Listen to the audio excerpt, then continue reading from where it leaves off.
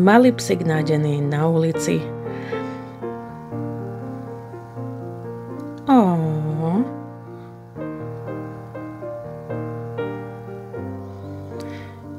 Zobrali si psíka domov.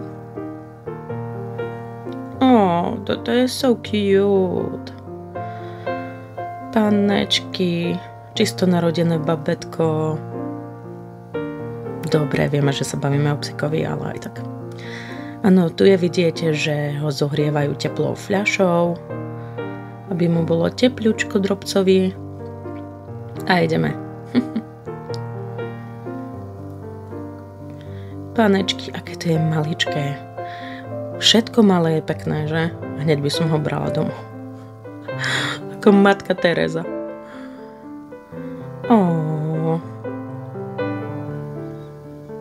Schválne mi napíšte, čo by ste urobili vy. Áno. Prvé pup.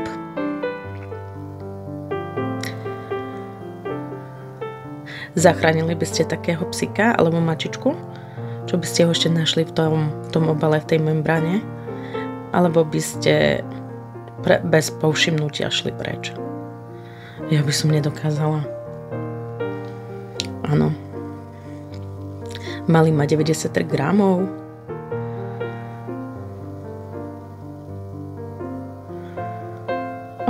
Taký cukríček.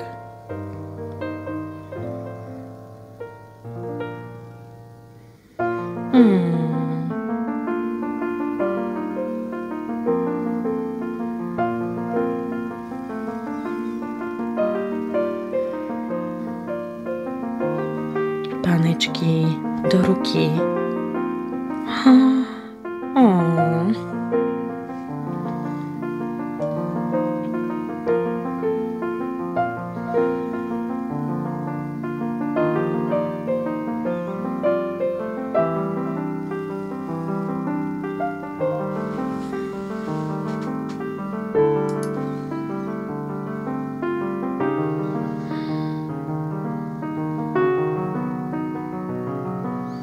A ja by som sa tak starala o také malé.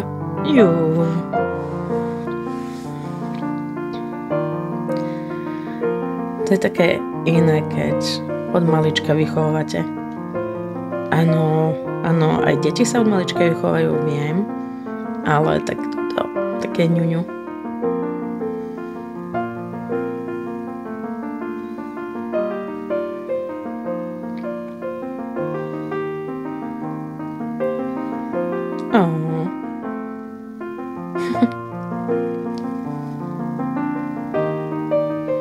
Ale snaží sa krpec. Áno, narad prišla mačička.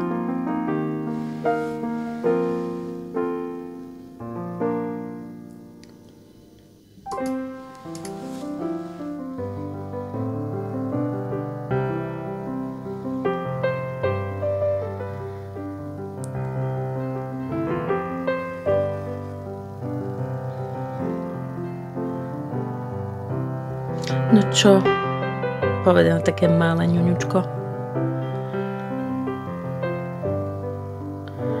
Roztomilé. Zaujímalo by ma, ako vyzerá ten havo, keď vyrastie. Ale dnes to asi nebude. Juj. Akože viem, že sa mačata tak chytajú, ale mi príde také kruté za kožuchou tak ťahať. Ja mám tiež mačku a neťahám ju tak nikdy. Toto neviem, no.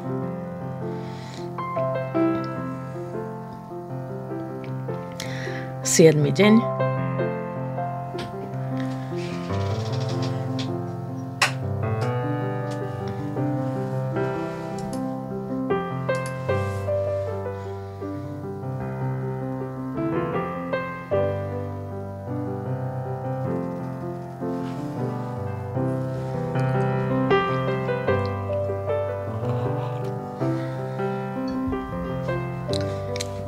Staršia sestra alebo brat.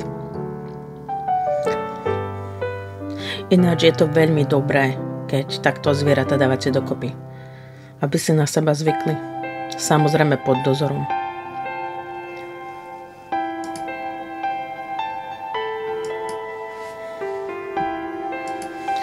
Jeminky, stále sa to pustí hlasnejšie, tak to musím stišovať. Ospravedlňujem sa za tie skoky, ale ako si mi to nevyšlo.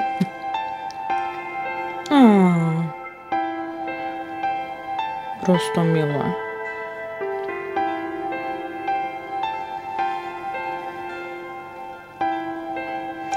Malý pinďúrik.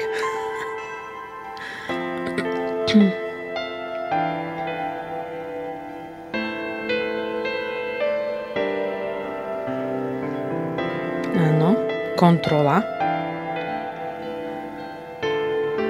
Jeminky, to je to, že tie malinké, roztomilé, rozkošné, najpeknejšie, tak rýchlo rastú.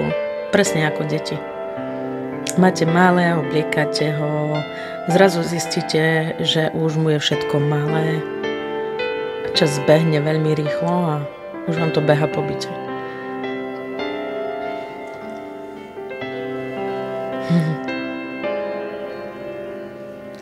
Toto je také rozkošné, keď pozerám, ako ten malý havko tak tlačí na ruku. Neviem, ako to povedať. To je presne tak, keď máte samicu, dogu, ale nie. A proste pije od mamky svoje mlieko a tak tiskajú, aby mlieko išlo. Pravda, že to nie je nejaký ten ich reflex. Moje zlaté. A tiska sa tak.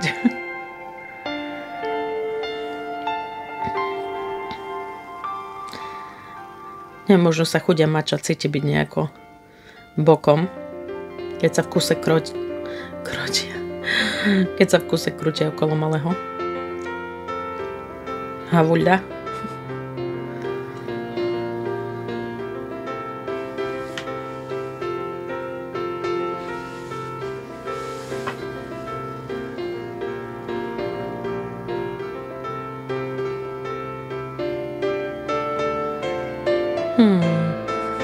Celá výbava. Ale hmíri sa už. Štupeľ.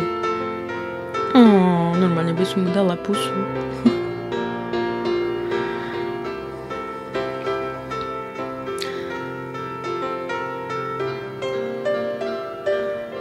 Dvanáctý deň. Malky má ešte očka zavreté. Uvidíme, ako dlho bude trvať, kým ich otvorí. Joj, to tie pacuky. Malé.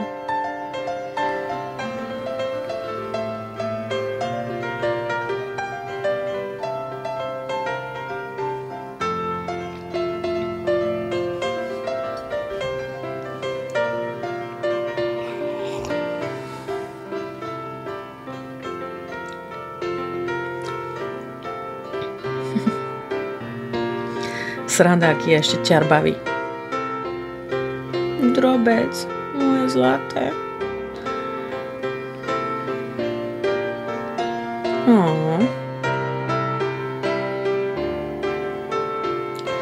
13. deň.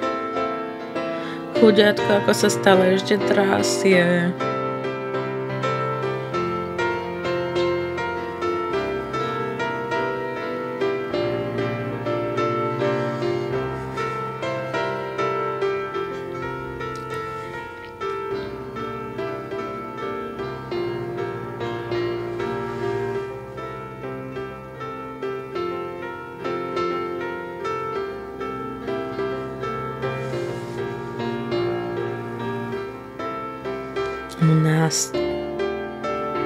Na silu, na pradosť. Akože ja viem, že to tak musí byť, však... Bože.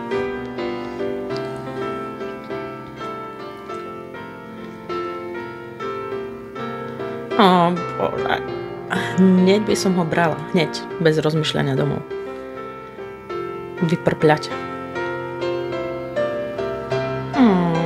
Moje malé roztrasené kurča.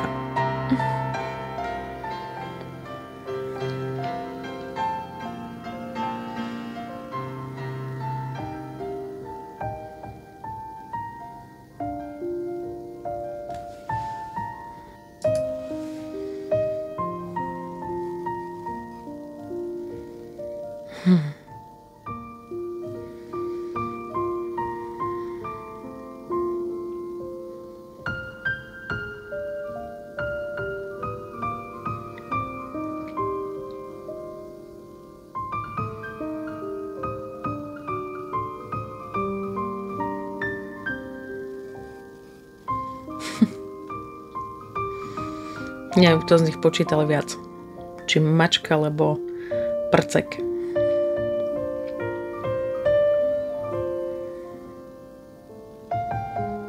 No, kukuk.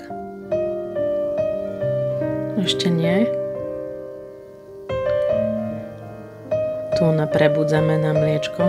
Predpokladám. Či? Áno. A keď priznávam sa, ja by som to nikdy nerobila. Pretože keď bude hladné, zobudí sa samo, nie? Taký prerušovaný spánok, neviem. No.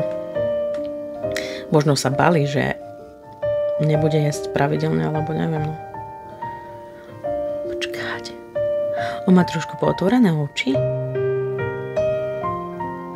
Lebo sa mi to zdalo. Má.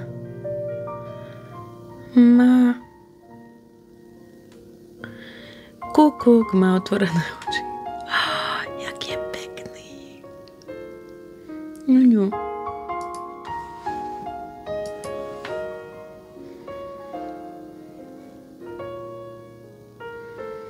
Dvadsiatý deň. Moje. Ako sa snaží. Toto je pecka. Ja neviem. Myslím si, že pri mojej povahe by som mu nedala pokoj. No dá sa niečo vytknúť takému malému tvorovi? Juj. Normálne ticho zavidím. Však to len boskať. Boskať, ňuňkať a pučiť trošku sem tam.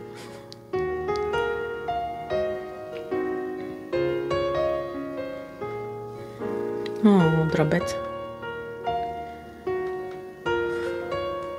Siesta.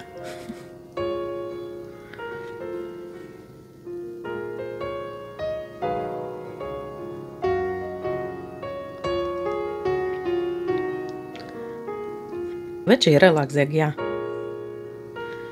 Ja by som bez liekov ani nezaspala.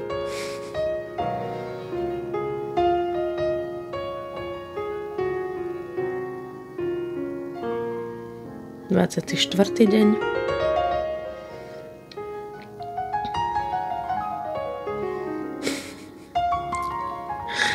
To je samiešné. Malý ťarboch. Ňuňu. Ja som ako malá, normálne sa rozplývam.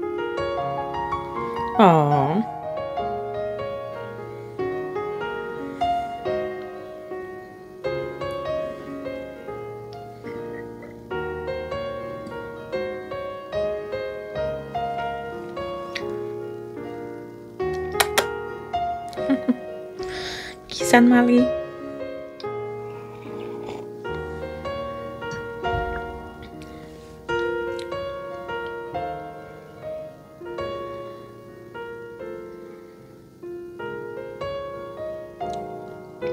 No, hotovo.